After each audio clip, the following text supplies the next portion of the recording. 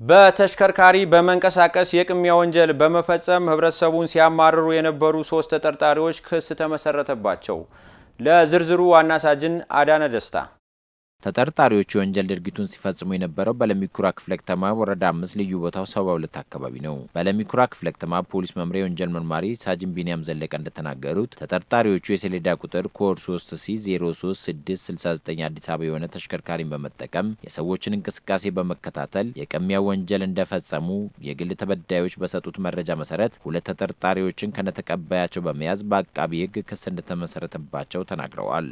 ወንጀሉን አፈጻጸም ስንመለከት የግል ተበዳይ በእግሯ የሄደች በነበረችበት ሰዓት የሰሌዳ ቁጥሩ ኮድ 3C03669 አዲስ አበባ በሆነ መኪና በመምጣት የግል ተበዳይ የሄደች በነበረችበት ሰዓት ሁለተኛ ተጠርጣሪ ከመኪና በመውረድ የግል ተበዳይን ከኋላ በማነቅ ቀምተው ከአካባቢ ከተሰወሩ በኋላ ፖሊስ ብርቱ ክትትል ሲያደርግ ቆይቶ ወንጀል ፍሬ ኤግዚቢት ይዘን ምርመራችንን አጠናቀን ለክፍሉ አቃቤ ህግ በማቅረብ በፌዴራል ከፍተኛ ፍርድ ቤት ቦሌ ምድብ ችሎት ተጠርጣሪዎች በማረሚያ ሆነው ክሳቸውን እንዲከታተሉ የተወሰነበት ሁኔታ ያለ መሆኑን ገልጻለሁ። ህብረተሰቡ በመንገድ በሚንቀሳቀስበት ወቅት በተሽከርካሪ በመከታተል የሚፈጸሙ ወንጀሎችን ለመከላከል ጥንቃቄ ሊያደርግ እንደሚገባና ተፈጽሞ ሲገኝም ለፖሊስ ትክክለኛ መረጃ በመስጠት ኃላፊነታቸው ሊወጡ ይገባል ሲሉ መርማሪው ሳጅን ቢኒያም ዘለቀ በመልእክታቸው አሳስበዋል።